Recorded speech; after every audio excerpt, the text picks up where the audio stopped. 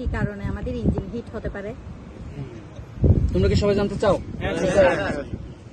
আচ্ছা, আমরা জানি যে ইঞ্জিন হিট হয়, কি কি কারণে হিট হয় এটা আমরা কিন্তু সঠিকভাবে জানি না। তো আজকে আমরা জানবো যে 1 নম্বরে যদি আমাদের ইঞ্জিন ফ্যান, যেই ফ্যানে ইঞ্জিনে বাতাস দেয়, এই ফ্যানটা যদি নষ্ট হয়ে যায়, ঠিক আছে, এই ফ্যানটা যদি কি হয়, নষ্ট হয়ে যায়, তাইলে এই ফ্যান নষ্ট হয়ে গেলে, ফ্যান না ঘুরলেই ইঞ্জিন হিট হবে।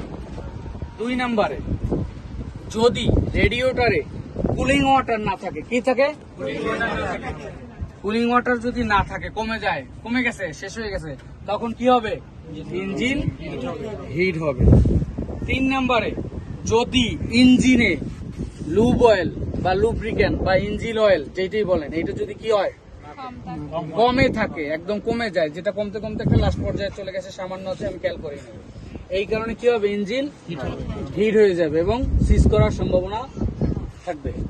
তারপরে 4 নম্বরে ইঞ্জিনে যে একটা থার্মোস্টার বাল্ব আছে, কি আছে, থার্মোস্টার বাল্ব যদি জ্যাম হয়ে যায়, থার্মোস্টার বাল্ব যদি ওপেন না হয়, তাহলে কি হবে, ওয়াটার জ্যাকেটে পানি প্রবেশ করতে পারবে না, ওই জ্যামের কারণে কি হয়ে যাবে, রাস্তাটা বন্ধ থাকবে।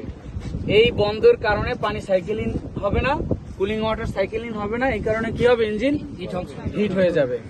তারপরে আরেকটা, এইগুলি সব ঠিক আছে, কি ঠিক আছে, ইঞ্জিন অয়েল ঠিক আছে, থার্মোস্টার বাল্ব ঠিক আছে, রেগুলেটরের কুলিং ওয়াটার ঠিক আছে, তারপরে এই আপনার ইঞ্জিন ফ্যান ঠিক আছে, সব ঠিক আছে, কিন্তু তারপরও হিট হচ্ছে। এখন আসি রেডিয়েটরে কি, রেডিয়েটর যদি জ্যাম হয়ে যায়, রেডিয়েটরের বেশিরভাগই কি জ্যাম হয়, রেডিয়েটরের জ্যাম হয় যে রেডিয়েটর ভিতরে আমরা যে জালি জালি দেখতেছি, এটাকে একটা বলে টিউব আর একটা কি ফিন্স। এই টিউবের ভিতর থেকে পানিটা কি হয়, রিসাইকেলিং হয়। তাহলে এই টিউবগুলো অনেকদিন যদি একভাবে চলতে থাকে তাহলে কি হবে, আপনার আয়রন জমে জ্যাম হয়ে যাবে। তখন যদি এই কুলিং ওয়াটারটা সাইকেলিং না হয়, তাইলে ইঞ্জিন হিট হয়ে যাবে। তাহলে ইঞ্জিন হিট হওয়ার প্রধান কারণগুলি আমরা জেনে নিলাম। ওকে, ওকে।